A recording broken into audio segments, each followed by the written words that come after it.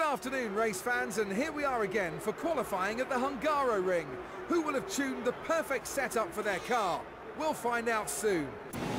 What is going on, everybody, and welcome back to Button Bounces Back, episode number 10, the 10th instalment of our F1 2015 series, where we have taken Jenson Button and McLaren and we're trying to reclaim some former glory from back in the day, because as we all know, McLaren have completely slipped down the rankings over the last year or two, and we want to return them to greatness, or maybe not greatness, maybe just a more respectable finish, it's fair to say. But today, like I just mentioned, we are racing at Hungary, a track that I know very, very well, but nevertheless there is a particular section here that I always seem to struggle on. You're watching the qualifying lap at the moment. In practice we did pretty average. I think we came 13th in the end with Alonso, coming in 17th, of course. Alonso never quite up there with us, but you can see the lap so far for qualifying has been pretty tidy. We've cut the grass a tiny bit there. We're still within Hamilton, well, so within Hamilton, he's literally right there. We're currently sitting in 5th place. I would be fantastically happy. Does that even make sense? I don't even know, but I would be very over the moon if we could come in the top 5. But you can see we muck up that section, and that section right there is a section that I always seem to struggle on. This one here as well, look how wide we take that. We get so freaking lucky not to get a penalty, and the run-off actually does us a little bit of good, to be honest. But as this qualifying lap winds down to an end, it will be fantastic if you would smash a thumbs up on this video if you're still enjoying the series and everything, and also subscribe to the channel if you are new around here. Of course, F1 is something pretty new to the channel, really. I've not really done it up until the last sort of months or so, but you seem to be really enjoying it, so make sure to subscribe for more F1 content and FIFA as well, of course. But as you can see, we have just crossed the line. We come in a pretty respectable 6th place. I was very, very happy with that. As always, Alonso way down the line, but we've got the classic thing of this series, which has been a Mercedes lockout to the front row, with Hamilton and Rosberg just seemingly untouchable this year, 99 times out of 100. You just cannot get near them. But as you can see, the scene is being set by the commentators, so we'll be back in a second when the race starts. Earlier, he felt that this was a great opportunity to go on and win, but he knows he still has plenty of work to do. Anything can happen in the race, so you have to keep your feet on the ground until you take the checkered flag. It's been a really disappointing season so far for Red Bull. They aren't getting the points that they believe the car is worthy of. Red Bull have clearly suffered the most from the change of regulations. The car is still a good car, but they say the performance of their new hybrid power unit is letting them down. You can guarantee they're working hard with Renault to find a way to bridge the gap to the competition. So here we are, we're on the starting grid, sorry. The lights are about to go out. We are now racing in Hungary, and what an absolutely terrible start after that fantastic qualifying session. We don't get the, I don't even know what it is. It's more me than anything, to be honest. I just didn't get my foot down quick enough. We lose a couple of places straight off the bat, but thankfully we managed to regain a couple of them in the first corner, which we took really, really nicely. I think it was Massa flew off over to the left-hand side. Oh no, it wasn't Massa, because we got Massa here on the right, who we do manage to take over. We get slightly clipped from behind there. See him actually spinning on my chair to resemble the car spinning. And yeah, we managed to basically recover all the places we lost, thankfully.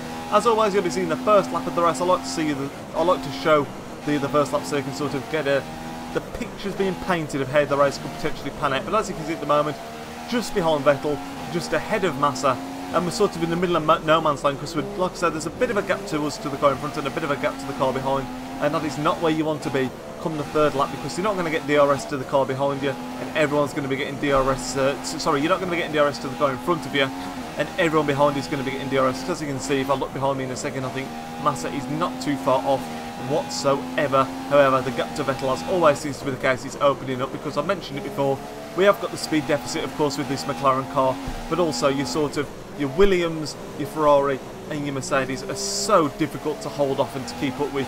We're really trying to compete with the likes of the Red Bulls, and it's usually, actually, to be honest, Massa we were able to compete with, but not Bottas. The two thingy drivers, the two Williams drivers, seem very different in ability, and as you can see here, Felipe Massa gets the run on us on the straight, and that will be like a repetitive theme in this race, especially when the DRS is opened up.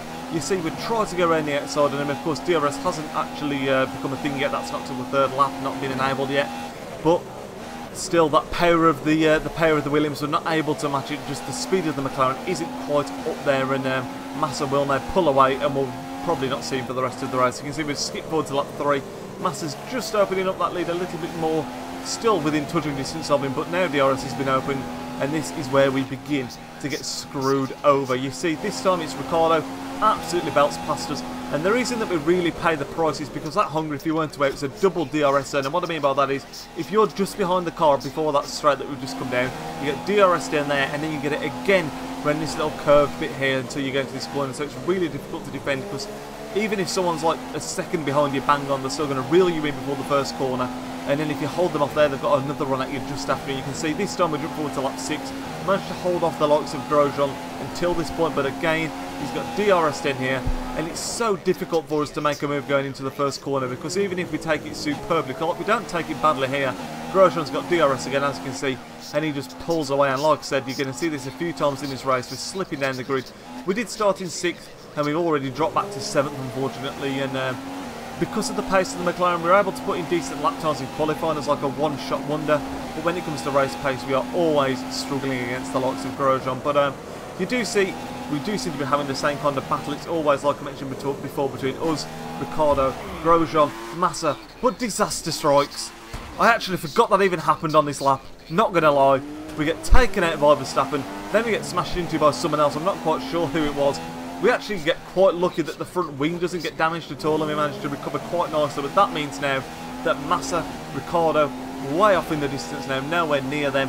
You can see we're just entering lap 8 in 9th place, dropping back to 10th. It's that Hulkenberg that flies past us again.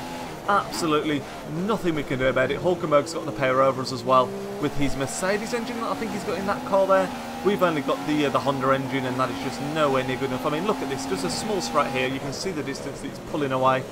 And that is just, I run out of things to say because it's just so difficult to defend against, especially on a really quick track like this. You see now we're still on lap 8, but it is the lap that we are pitting in on. In 10th place as we enter, but there are a couple of cars going past us, including our own teammate, Fernando Alonso, who of course is staying out for another lap because he doesn't want to get stuck behind us in the pits like Hamilton was in the last race. I think it was the last race anyway, but the next stop after this race, actually, as I mentioned in the calendar, sort of, in a sort of odd link there to the race before, we're now looking at the race after. Anyway, I'm rambling. We've actually got Spa, which is my favourite track on the entire calendar, so I'm really looking forward to that. I haven't actually raced it yet, I'm yet to record it. However, again, it is such a quick track. There's that huge straight near the start after you've gone through the quick chicane at the start up the hill. So I don't know where we're going to get on, but I'm really looking forward to it because it's my favourite track on the entire calendar. But you can see, come out to the pits, unfortunately, all the way back in 16th. You can see there's quite a gap to the car ahead of us that is Stevens at this point, but we put in an absolutely blinding couple of sectors here. We've just got out the pits, bear in mind the tyres haven't warmed up or anything, and we go on the attack. You can see the gap here is absolutely huge. I think it's Stevens, I can't remember who else it is, perhaps Merhi. I can't fully remember, it could be Felipe Nasser, I honestly can't remember. Yes, it is Felipe Nasser as well, remember to take about me.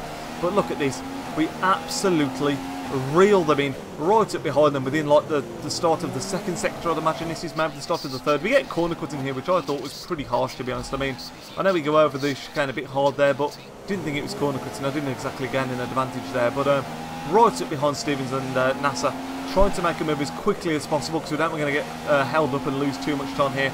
We do get the run on Stevens pretty easily down this straight here going into the right-hander, and we take him with, like I say, with ease really. We force the move upon him. No way was he ever going to stop us. We clearly had so much more pace than him there. We just cruised past, and Nasser is next up in our sights. But you have to be aware again, Nasser has a lot more pace than us. Not a lot more for Nasser, but he has got a little bit more, whereas Stevens, we are actually, well, he is, I should say, one of the few cars that he's actually slower than us right now. So unfortunately for him, we cruise past him. It takes us a bit longer, but finally we do get past Nasser here, right up behind Valtteri Bottas now, and like I say, he's usually the one that we're struggling to compete with. You have to slam on the brakes a little bit there because we had almost a too good a run on him. We tried to take him around the outside, and I have a complete failure. Look at that on the right hand side, you can't miss it. Illegal overtake on Bottas. I was so freaking in the zone, I didn't even realise, and like, we get a 5-second penalty, is the short of it. Absolutely, completely my fault. I was in a party with a couple of my mates at this time, and I remember saying, I've just got a penalty, and I don't even think anything's popped up telling me that I should have let him get past, because I was aware, as you see, I was going really wide here and giving up the place to Bottas.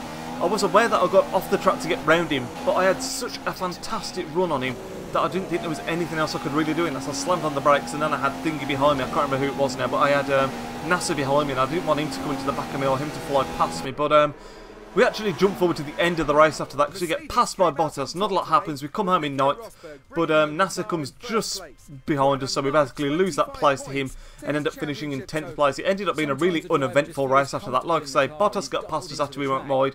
Nasser pretty much kept in touch, but we weren't able to pull away from him, and that meant that we ended up coming in 10th. Alonso, our teammate, coming in 11th, so I think that's his joint best finish. I don't think he's coming the points yet. It does mean on the driver's standards, in the driver's standing, we managed to maintain our current position of 8th place. I would absolutely freaking love to challenge Daniel Ricciardo for that 7th place. I think 6th might be asking a bit too much, but I do think 7th is a realistic target if we can have a good couple of races. And like I say, Spa up next, my favourite track. It's going to be really interesting to see how we do with the slower car in that one. But like I said before, if you did enjoy the video, be sure to smash the thumbs up on it. That would be amazing. And also subscribe if you're new around here.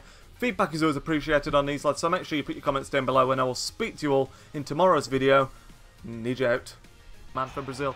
But we do win the ball back, and this is where the first goal comes. Marcelo puts in a ball, it's nodded out, and Fernandinho just releases the Kraken, and that is just such a realistic goal.